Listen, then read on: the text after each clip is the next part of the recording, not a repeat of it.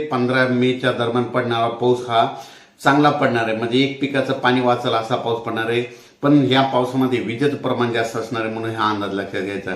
त्याच्यानंतर परत एक सांगू इच्छितो की राज्यामध्ये पूर्व विदर्भ, पश्चिम विदर्भ, तसेच मराठवाडा, मध्य महाराष्ट्र मग या भागात देखील सगळीकडे 10 ते 15 मेच्या दरम्यान पाऊस पडणार आहे म्हणून हा अंदाज लक्षात घ्यायचा.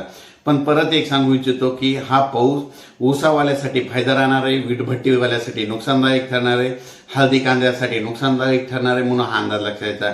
हळद शेतकरी, कांदा शेतकरी आणि वीटभट्टीवाल्यांना आपण आपली म्हणजे 10 ते 15च्या दरम्यान आपण आपलं झाकून टाकण्याची तयारी ठेवायची. आणि परत एक सांगू इच्छितो की राज्यात आता जून लागायला आहे आणि मान्सून आता यावर्षी तुम्हाला एक सांगायचं झालं तर 22 मेला अंदमान बेटावर दस्तक देणार आहे. म्हणजे 22 मेला अंदमानवर आगमन होणार आहे म्हणून हा अंदाज लक्षात घ्यायचा. म्हणजे ही एक शेतकऱ्यासाठी चांगली बातमी. 22 मेला अंदमानात मान्सून येणार आहे.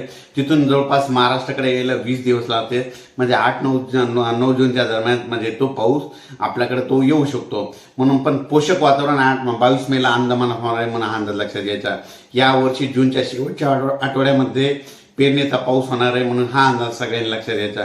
म्हणजे यावर्षी जूनच्या शेवटच्या आठवड्यात पेरण्या होतील म्हणून ही देखील शेतकऱ्यासाठी चांगली बातमी आहे. जुलै महिन्यात जास्त पाऊस पडणार आहे, ऑगस्ट महिन्यात कमी पडणार आहे, सप्टेंबर ऑक्टोबरमध्ये जास्त पडणार आहे म्हणून हा अंदाज लक्षात घ्यायचा.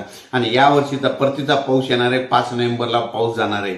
म्हणजे 5 नोव्हेंबरला परतीचा मान्सून निघून जाणार आहे. 5 नोव्हेंबरला जाणार आहे. म्हणजे हे द्राक्ष बागेसाठी एक बातमी सांगत आहे.